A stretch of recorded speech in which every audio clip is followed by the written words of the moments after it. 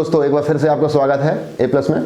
तो दोस्तों, जैसे कि हमारी सीरीज चल रही है सिंगल फ्लर्स वाली, तो उसी में हम लोग आगे बढ़ाते हुए आगे बढ़ते हैं और हमारा आज नया टॉपिक स्टार्ट हो रहा है, उसी में आगे ही। तो जैसे 26 क्वेश्चन आप लगातार कर चुके हैं, अब उसके आगे हम लोग पढ़ रहे हैं। लिखा the accused dash dash dash to the जज फॉर मर्सी। तो एक्यूज ने क्या किया? अप्लाई किया, अपील की, रिक्वेस्ट किया, आस्क किया। ठीक है, तो ये आपको देखना है। तो अब जाहिर सी बात है, कोर्ट में क्या की जाती है? अपील की जाती है ना। तो आंसर हो जाएगा अपील। ठीक, ये आपको कंफर्म होगा पहले से ही। तो कई लोगों ने सही आंसर लगाया होगा इसका। ठीक, ओके, चलो। I was so tired that I fail. ठीक है, मैं बहुत थका हुआ था, इसलिए क्या हुआ? मैं गिरते ही सो गया। तो गिरते ही सोने के लिए एक वर्ड आता है, उसे बोलते हैं स्लीप। स्लीप का मतलब होता है गिरते ही सो जाना। क्योंकि गिरते ही क्यों सो गया? क्योंकि बहुत ज्यादा थक गया था, इसलिए। ठीक है बेटा, ओके, बात समझ में आ गया। चलो ठीक है, आगे बढ़ते हैं।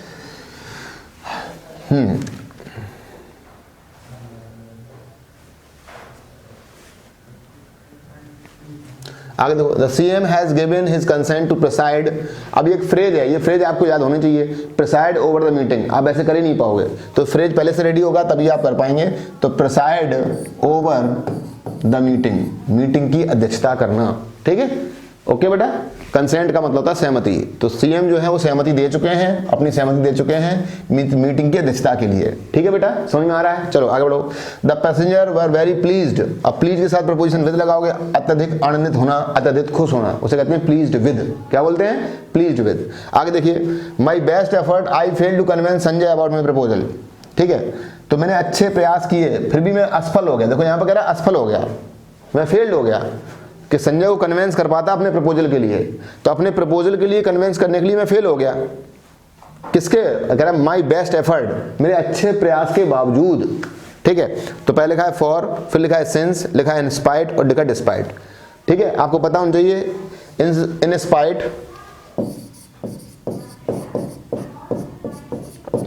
इन स्पाइट ऑफ या डेस्पाइट। ठीक है बेटा, इन स्पाइट ऑफ का मतलब ही डेस्पाइट होता है। ठीक है, बात समझ में आ रहा है? इन स्पाइट का मतलब ही क्या होता है? डेस्पाइट। इन स्पाइट के बाद ऑफ आता है, डिस्पाइट के बाद ऑफ नहीं आता। ठीक है, या नॉट विद स्टैंडिंग भी कह सकते हो आप, नॉट विद स्टैंडिंग। ठीक है बेटा, not with standing. In spite of, despite and not with standing का मतलब होता है के बावजूद। ठीक है, क्या मतलब है? के बावजूद। समझ में आ गया बेटा? चलो ठीक है। ठीक, तो यहां पर लिखेंगे, तो इन स्पाइट ऑफ तो दिया नहीं गया है, तो आप डेस्पाइट आंसर लगाएंगे। ठीक है, समझ में आ गया हो? आप लोगों ने भी पहले भी कर लिया होगा आंसर। आगे बढ़ते हैं बेटा। आगे देखिए, unfortunate boy was dash dash dash down by the racing car. अब रेसिंग कार ने क्या किया? जो अनफॉर्चुनेट मतलब दुर्भाग्यपूर्ण बच्चा, दुर्भाग्यपूर्ण तरीके से क्या हुआ, एक बच्चे को क्या किया है? यहाँ पर कुचल दिया है। ठीक है, तो lower down, knock down, held या थ्रोन। ठीक है, तो जाहिर सी बात है ये फ्रेजल वर्ब है बेटा, फ्रेजल वर्ब। तो ये फ्रेजल वर्ब जो होती है बहुत इंपॉर्टेंट होती है, ये आपको बहुत ध्यान से पढ़नी है और ये मैं आपको कराऊंगा। ठीक है, तो फ्रेजल वर्ब बहुत अच्छे से करिएगा। तो देखिए फ्रेजल वर्ब में जैसे लिखा है नॉक डाउन, नॉक डाउन या रन ओवर या फिर बियर डाउन, इन तीनों का मतलब होता है कुचल देना। ठीक है, knock down, run over, beer down, तीनों मतलब क्या है? कुचल देना। ओके बेटा, तो नोट कर लीजिए, बहुत इंपॉर्टेंट है तीनों। Knock down, run over, beer down. आप टेंशन मत लीजिए, इत्मीनान से मुझे फॉलो करिए। अभी 90 दिन है, मैं आराम से आपका करा दूंगा सब पूरा कंप्लीट। ठीक है, और मैं पहले ही कह रहा हूँ, मैं पास होने के लिए नहीं पढ़ाता हूँ, आपको 2020 वाला काम करना है पूरा। ठीक है बेटा, तभी मेरे पढ़ाने का मतलब है, आपके पढ़ने का मतलब है कुछ। चलिए,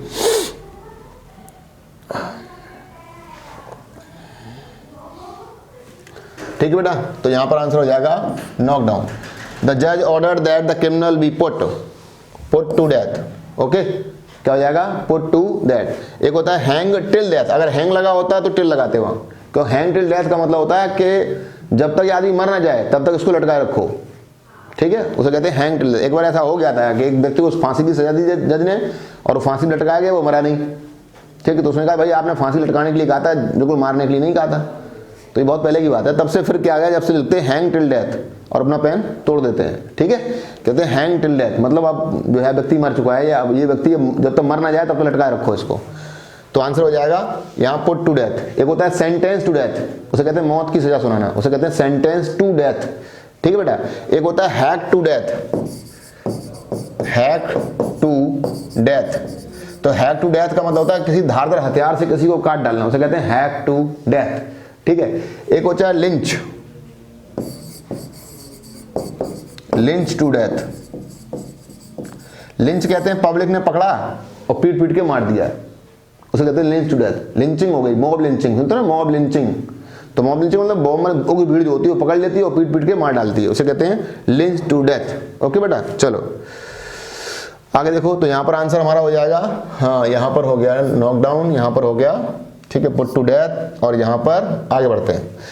bye this time next year Manoj will, ठीक है, बाय दिस टाइम लग गया, जब भी बाय दिस टाइम लगा हो, ठीक है, तो फ्यूचर परफेक्ट आपको लगाना ही लगाना है वहाँ। तो मनोज विल, अब विल के संग में क्या लगाते हो आप, विल में कभी हैड लगा देखा आपने, नहीं देखा तो हो गई नहीं। विल हैव होता है, ठीक है, लेकिन टुक नहीं होता, हैव के साथ टुक कैसे हो जाएगा, तो ये भी नहीं होगा।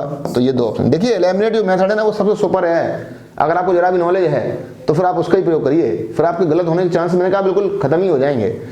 फिर यहाँ लिखा है मस्ट, विल के संग मस्ट होता ही नहीं कभी, तो ये भी नहीं हो सकता, बस एक ही बच गया, यही आंसर है वही बात है, ये नहीं हो सकता, ये नहीं हो सकता, बच गया वही आंसर, चाहे पता हो चाहे ना पता हो। तो विल हैव टेकन, ठीक है। वैसे आप ध्यान रखिए बाय दिस टाइम जब भी लगा हो तो आप फ्यूचर परफेक्ट, ठीक है, विल हैव का प्रयोग करेंगे। अगर ये बात मान लो बाय दिस टाइम आपको पता नहीं भी थी तब भी आपने एलिमिनेट करके कर लिया कि भैया विल में तो हेड आता नहीं है, हैव नहीं आता, हैव आता थर्ड फॉर्म आती है, तो यहाँ पर देखो मस्ट लगा है तो ये भी नहीं हो सकता। तो आपको समझ में आ रहा है बेटा, ठीक है, आ रहा है तो भैया फिर सब्सक्राइब करो, शेयर करो, ठीक है, चलो, और लाइक भी कर दो। आगे बढ़िए। The director accepted dash dash dash invitation and agreed to accompany us. Okay बेटा, तो अब देखिए यहाँ पर लगा है his invitation, our invitation, those invitation, an invitation. तो यहाँ पर दिया है अस, क्या दिया है अस, तो जाहिर सी बात है अवर, क्यों अवर बोलेंगे, अवर इन्विटेशन, ठीक है, कंफर्म हो रही है बात। ओके, चलो आगे देखो। The outgoing committee hand over, क्या करेगी, hand over all the documents, ठीक है, to the new members.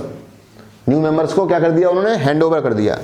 It was too late because the principal realise mistake punishing the innocent student. Innocent कहते हैं निर्दोष को, मासूम को, तो निर्दोष से मासूम स्टूडेंट को पनिश करने के बाद, ठीक है, उनको बाद में ये चीज रियलाइजेशन हुआ कि भाई उन्होंने गलत कर दिया, तो क्या लगाएंगे यहाँ पर, जाहिर सी बात है बाद की बात हो रही तो आफ्टर ही लगाएंगे, क्या लगाएंगे, आफ्टर, ठीक है, समझ में आ रहा है बेटा, ठीक है, ओके आगे बढ़े, चलिए।